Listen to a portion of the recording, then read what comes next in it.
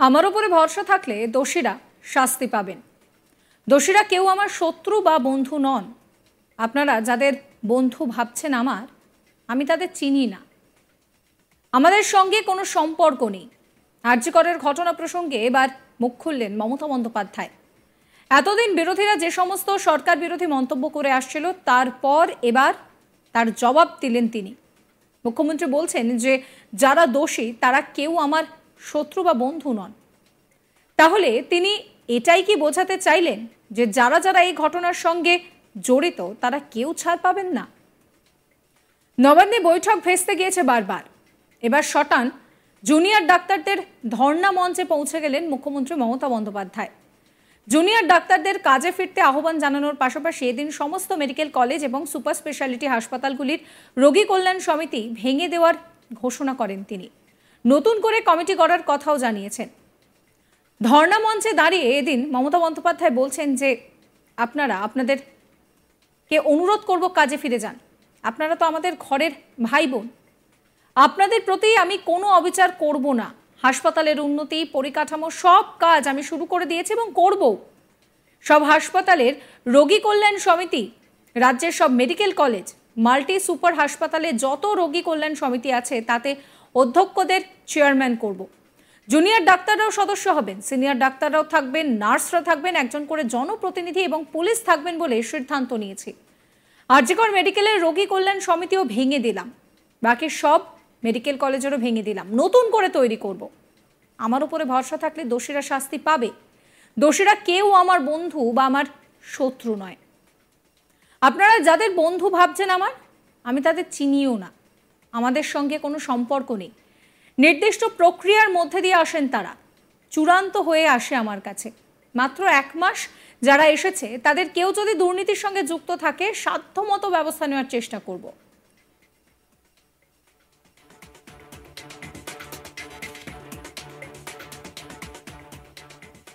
কি বলছেন মমতা বন্দ্যোপাধ্যায় শুনুন।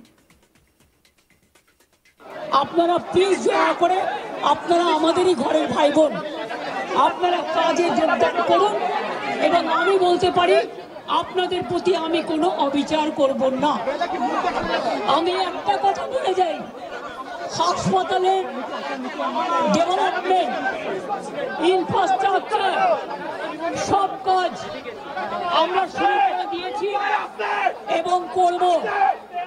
আমি সব হসপিটালের রোগী কল্যাণ সমিতিতে আমি প্রত্যেকটা একদম রাজ্য থেকে শুরু করে সব মেডিকেল কলেজ এবং মাল্টি সুপার হসপিটাল যত রোগী কল্যাণ সমিতি আছে আমি প্রিন্সিপালদের চেয়ারম্যান করব এবং তাতে জুনিয়র ডাক্তারও মেম্বার থাকবে, সিনিয়র ডাক্তারও থাকবে, নার্সও থাকবে, একজন পাবলিক রিপ্রেজেন্টেটিভ থাকবে এবং পুলিশ থাকবে। এই সিদ্ধান্ত আমি নিয়েছি।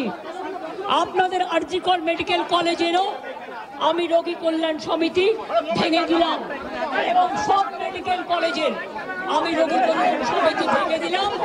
আমি নতুন করে এটা তৈরি করব এবং আপনাদের আমি বলতে পারি বাদবাকি আপনাদের যে ডিমান্ড আছে আপনারা আমাকে বলেছেন, যদি সত্যি কেউ দোষী হয় দোষীরা শাস্তি পাবে। দোষীরা কেউ আমার বন্ধু নয়, দোষীরা কেউ আমার শত্রুও নয়। আর আপনারা যারা ভাবছেন কেউ আমার বন্ধু, আমি তাদের চিনি না, আমি তাদের চিনি না, আমি তাদের জানি না এবং আমাদের সাথে কোনো সম্পর্ক নেই। তারা এসছেন প্রসেসের মাধ্যমে, এই প্রসেস ফাইনাল হয়ে আমার কাছে আসে এবং তাই মাত্র 1 মাসের মধ্যে যারা এসছে তাদের কথা খুনের সাথে, মার্ডারের সাথে, দুর্নীতির সাথে যুক্ত থাকে আমি নিশ্চয়ই সাধ্যমতো চেষ্টা করব কথা বলে অ্যাকশন নেবার। আমি আবার আপনাদের কাছে বিনীত অনুরোধ করব যে আপনারা নিজেদের মধ্যে কথা বলুন, কথা বলে সিদ্ধান্ত নিন এবং আপনারা কাজে ফিরুন। আপনারা আমার ভাই বোন, এটুকু জেনে রাখবেন আপনাদের জন্য সিম্প্যাথি, আমি কোনো অ্যাকশন নেব না। অন্যদিকে জুনিয়র ডাক্তাররা জানান যে আমরা আলোচনায় বসতে চাই। মুখ্যমন্ত্রী আমাদের কাছে এসেছেন, তাকে আমরা ওয়েলকাম করেছি। আমরা আলোচনায় বসার জন্য রাজি ছিলাম, আছি, থাকব।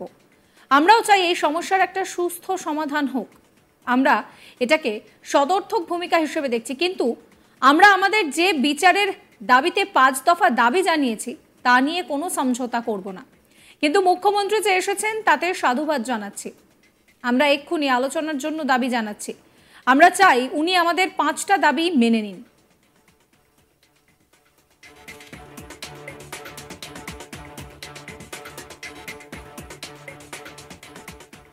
কি বলছেন জুনিয়র ডাক্তার, শোনাবো।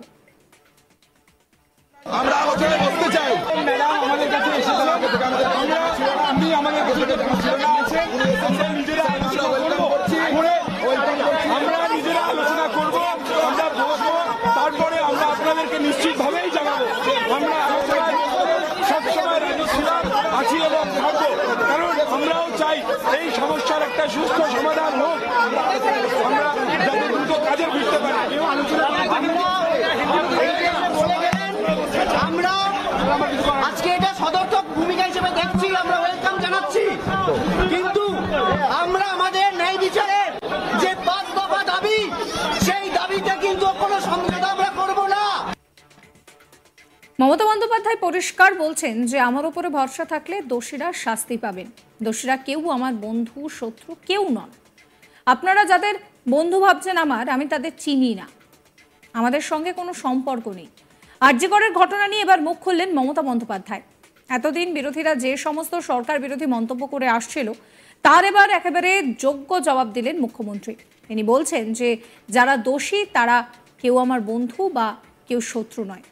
তাহলে তিনি এটাই কি বোঝাতে চাইছেন যে যারা এই ঘটনার সঙ্গে জড়িত তারা কেউ ছাড় পাবে না? নবান্নের বৈঠক আমরা দেখেছি ভেস্তে গিয়েছে বারবার। এবার শটান জুনিয়র ডাক্তারদের ধর্ণা মঞ্চে পৌঁছে গেলেন মমতা বন্দ্যোপাধ্যায়। জুনিয়র ডাক্তারদের কাজে ফিরতে আহ্বান জানালেন।